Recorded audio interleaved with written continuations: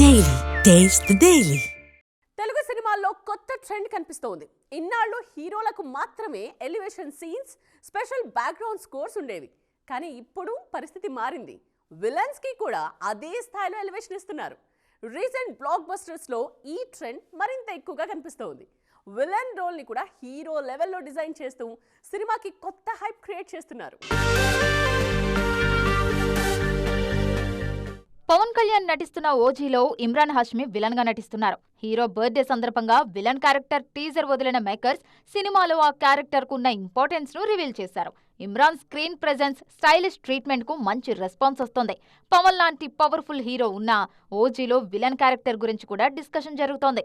Mahesh Babu, Rajamouli combination లో వస్తున్న SSMB 29 విషయంలోనూ ఇలాంటి బజ్జే వినిపిస్తోంది. ఈ గ్లోబల్ ప్రాజెక్టులో Malayalam star hero Prithviraj Sukumaran villain గా నటిస్తున్నారు.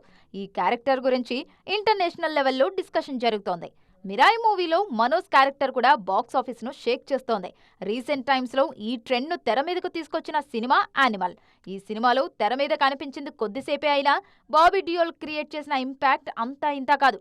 అందుకే అప్కమింగ్ సినిమాల విషయంలోనూ విలన్ రోల్స్ కు ఇంపార్టెన్స్ ఇస్తున్నారు మేకర్స్.